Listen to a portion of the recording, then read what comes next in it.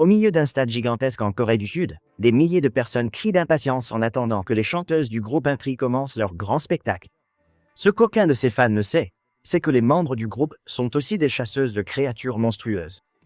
Dans le passé, des êtres démoniaques envahissaient le monde, où ils volaient les âmes de leurs victimes afin de canaliser de grandes quantités de pouvoir vers leur chef, connu sous le nom de Gima. Cependant, l'armée de monstres fut surprise par un trio de guerrières magiques.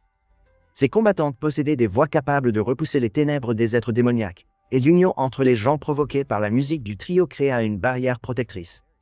Ce bouclier s'appelle Anmoon, et au début de chaque génération, un nouveau trio de chanteuses guerrières est choisi pour poursuivre cette mission. Après avoir raconté toute l'histoire de ses ancêtres, Selene se tourne vers ses 3 disciples Mira, Rumi et Zoé, et leur dit qu'elles seront responsables de la création de la barrière finale. Se sentant confiante, le trio se prépare à commencer sa mission, et au crépuscule, les fans de Intri arrivent au stade pour assister au dernier spectacle de leur grande tournée mondiale. Lorsqu'ils remarquent que les filles ne sont pas encore arrivées, Bobby, le manager du groupe, s'inquiète et utilise son téléphone pour savoir où elles se trouvent. Dans leur avion privé, les filles discutent tout en mangeant de grandes quantités de nourriture afin d'avoir assez d'énergie pour leur dernier spectacle. À ce moment-là, Rumi reçoit un appel vidéo de Bobby, qui leur demande où elles sont. Mais la conversation est interrompue par les fans, qui volent le téléphone portable de l'homme d'affaires pour pouvoir parler aux filles. L'homme récupère rapidement son téléphone et demande pourquoi le trio est si en retard. En regardant par le hublot de l'avion, les filles découvrent que l'appareil a déjà dépassé le stade. Elles réalisent que les hôtesses de l'air ne semblent même pas l'avoir remarqué. Irritée, Rumi dit à Bobby qu'elles arriveront dans quelques minutes, et après avoir mis fin à l'appel, la leader va voir l'une des hôtesses. Ne voulant pas perdre une seconde de plus, la jeune fille dit qu'elle a compris ce qui se passe. Toutes les hôtesses de l'air sont des êtres démoniaques déguisés, car leurs actions semblent insensées. De plus, Rumi attrape l'un des bras de la femme et remarque qu'elle a plusieurs marques infernales sur le corps. Réalisant qu'ils ont déjà été découverts, les démons révèlent alors leur véritable forme et affirment qu'ils élimineront tous les fans de ce stade. En entendant cela, les filles entrent dans une rage folle et, après s'être préparées, elles partent à l'assaut de leurs adversaires, les attaquant une par une tout en chantant leurs chansons pour générer le Anmoon autour de l'avion. Peu après, le trio utilise l'un des thermos de l'avion pour frapper les monstres. Et pour pouvoir en finir avec eux une bonne fois pour toutes, elles décident de faire apparaître leurs armes de combat, qui sont créées avec l'essence de la barrière magique. Le groupe attaque les êtres démoniaques, les éliminant facilement, mais remarque qu'une partie des créatures s'est échappée avec des morceaux de l'avion. Les filles finissent donc leur nouille instantanée le plus vite possible, et sans perdre de temps. Elles sautent de l'avion, entamant une chute libre vers le stade. Maintenant qu'elles sont arrivées à leur concert, les chanteuses sautent sur la scène pour éliminer les monstres qui ont survécu à la chute. Et Zoé lance un de ses couteaux sur le dernier d'entre eux, l'éliminant avec facilité. La menace des êtres démoniaques étant neutralisée, le groupe Intri donne son spectacle pour tous ses fans et est extrêmement enthousiaste de remarquer qu'une partie du Anmoon devient dorée pour la première fois. À la fin du spectacle, le grand bouclier magique est enfin créé et se propage dans toute la région, piégeant les démons qui s'apprêtaient à envahir une nouvelle fois le monde des humains. Dans le monde des enfers, une créature infiltrée dans l'avion du groupe se rend auprès de son supérieur. Bien qu'elle craigne d'être punie, elle affirme ne pas avoir pu arrêter les filles, car elles ont de grandes compétences au combat. Enragé, Gima utilise sa flamme démoniaque pour éliminer la créature, disant qu'il est fatigué de voir ces monstres échouer misérablement. Témoins d'un autre membre de leur bande punie par le Seigneur des Enfers, les êtres infernaux sont effrayés, et c'est à ce moment que Gina apparaît.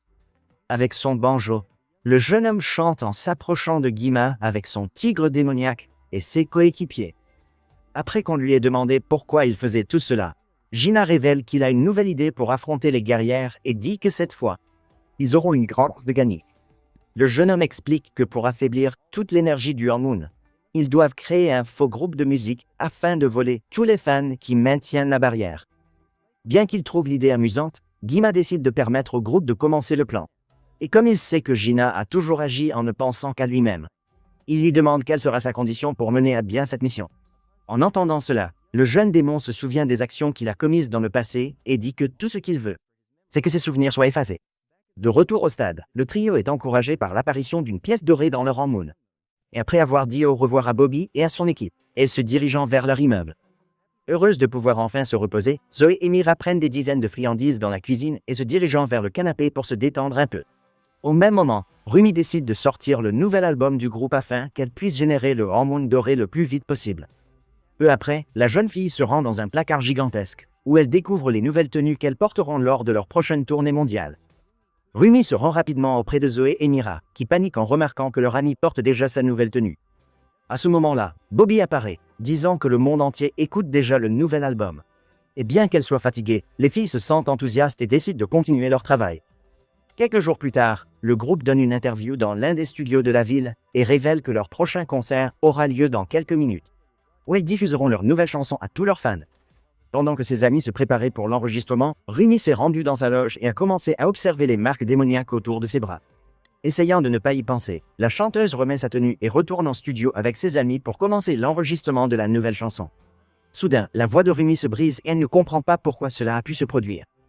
La jeune femme demande alors au producteur de relancer l'enregistrement, mais sa voix la lâche à nouveau. Et Bobby lui demande si tout va bien.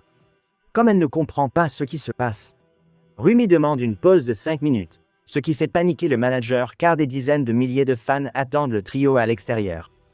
Dans sa loge, la jeune femme ouvre la fermeture éclair de son col et découvre que ses marques se sont étendues, compromettant sa voix. À cause de cela, Rumi panique et s'enfuit, courant à travers la ville pour s'éloigner de tout le monde.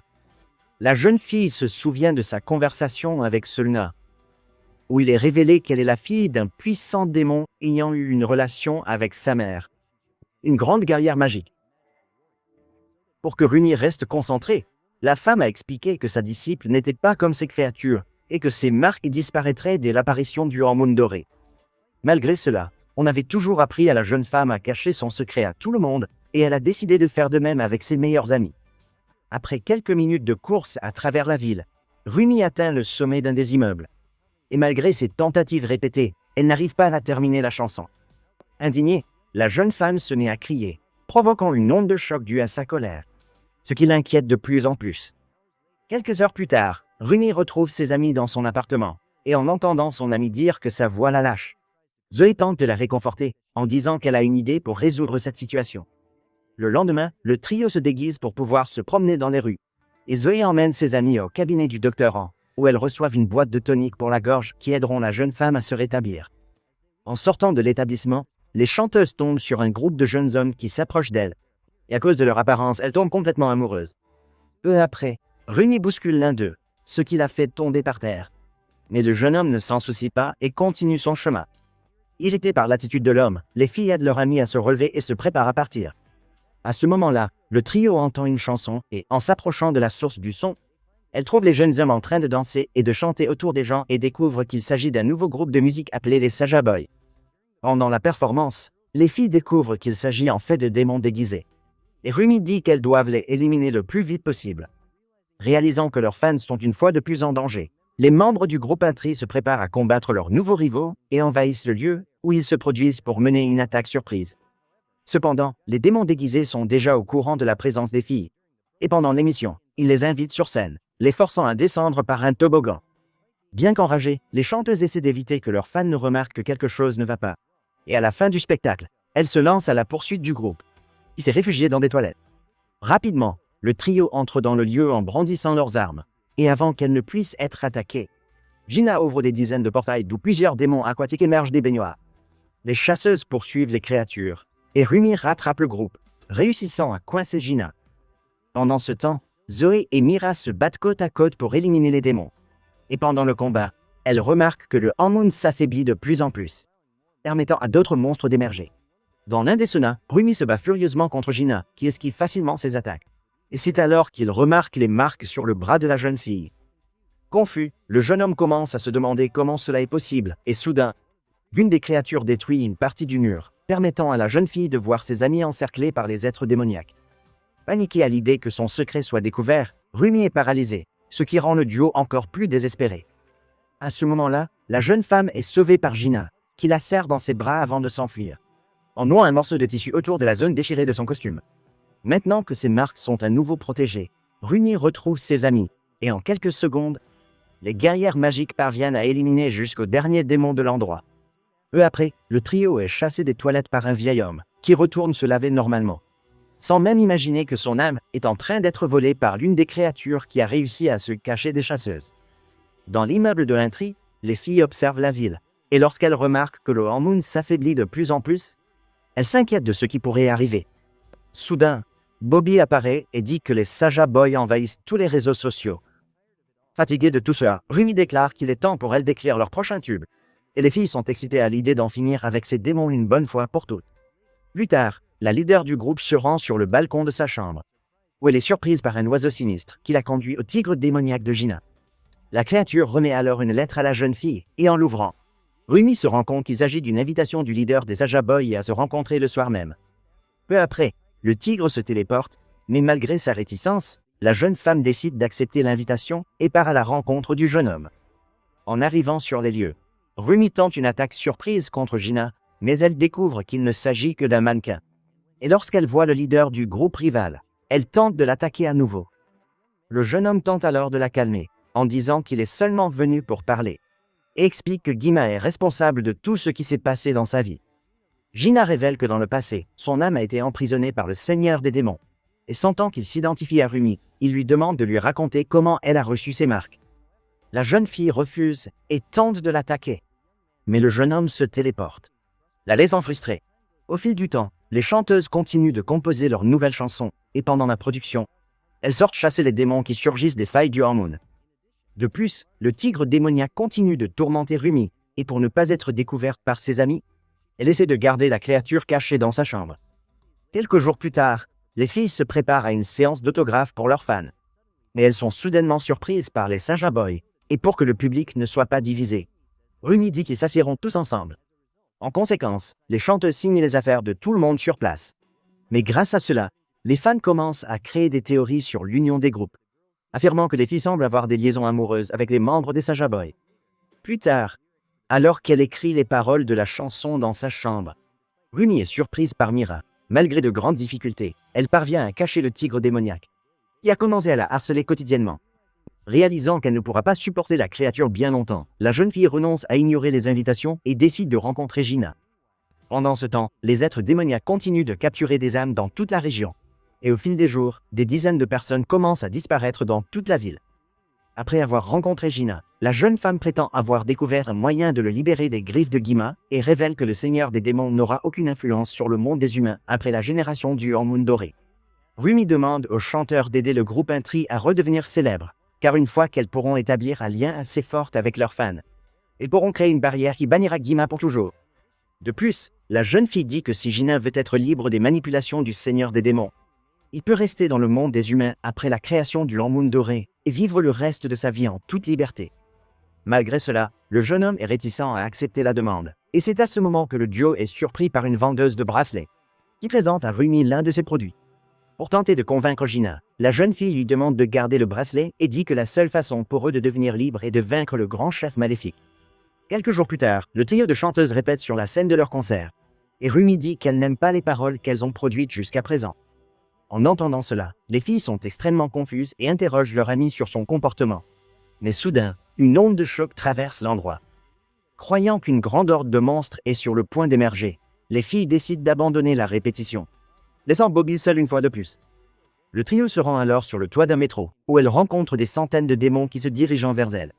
Afin de protéger les passagers, les jeunes femmes se déchaînent contre les créatures, éliminant des dizaines d'ennemis tout en chantant leurs nouvelles chansons pour les affaiblir. Bien qu'elles réussissent à repousser les démons, Rumi est surprise par un grand boss qui la frappe d'un coup puissant, la projetant au loin. Rapidement, les filles courent pour protéger leur amie, et après avoir effectué un double combo, Mira plante son arme dans le sol, éliminant toutes les créatures environnantes. Cependant, il est trop tard, et en descendant d'un des wagons, les filles remarquent que tous les passagers ont été capturés par les monstres infernaux.